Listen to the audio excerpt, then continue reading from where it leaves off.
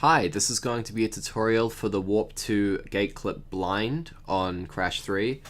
This skips Tiny Tiger and the Super Body Slam power-up.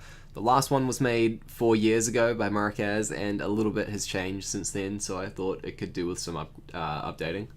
Now, the one really important prerequisite for doing this trick is that you have to have interacted with the laptop at least once on the save. So usually in a run you'll do this at the start of the game, but if you're practicing it, then you load a save to go practice it. You need to interact with the laptop at least once to get this press R2 to swap to Coco screen to come up, because that will come up the first time you interact with the laptop after loading, every single time for some reason, and that fucks with the clip.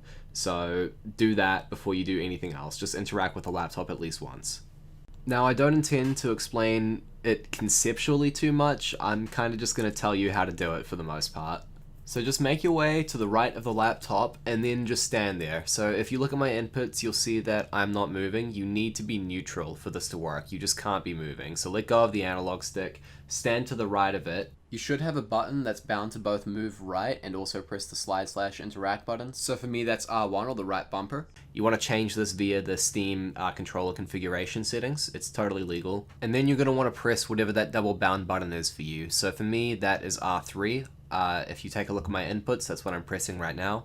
And then I'm going to play this in really slow motion. When the menu comes up, you want to press up select, down select, and then switch character. So for me, that's up on the D-pad or analog, X, down on the D-pad or analog, X, and R2.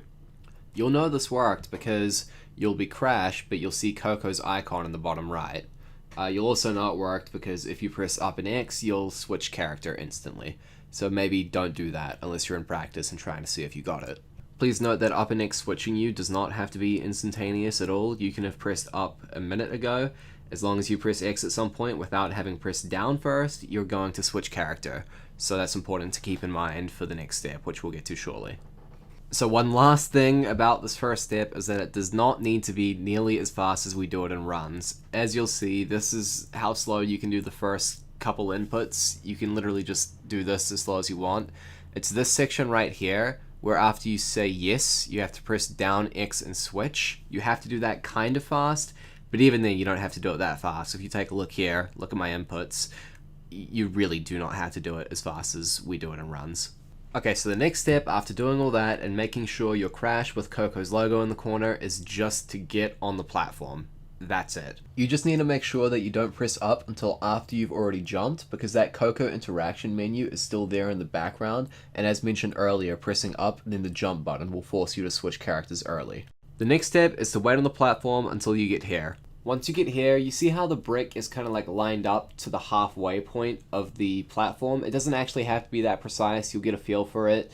You want to press up select and down select, and you'll switch character.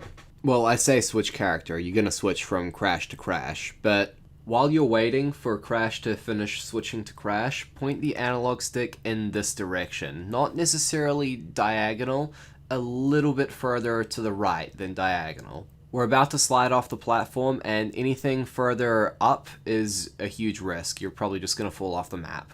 Then, as you're pointing the analog stick in this direction, just before you regain control of Crash, you want to hit the slide button.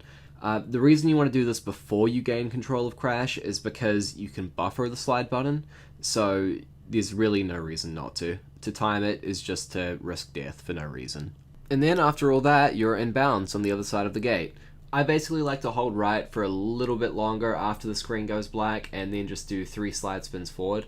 At about that point, you should hear yourself hit the button and then you can just go forward and enter the level. Apparently, if you don't press down X at some point during this blind section, then you're just going to lose Coco as an option when you get back.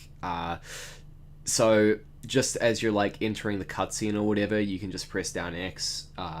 You still have the menu up in the background when you're entering a cutscene, so yeah, you have plenty of time. Just make sure you press down X at some point. Okay, that'll be the tutorial. Thank you for watching. I hope it helped. If you need further assistance, please comment or say something in the Crash HD Discord server in a relevant channel. Thank you.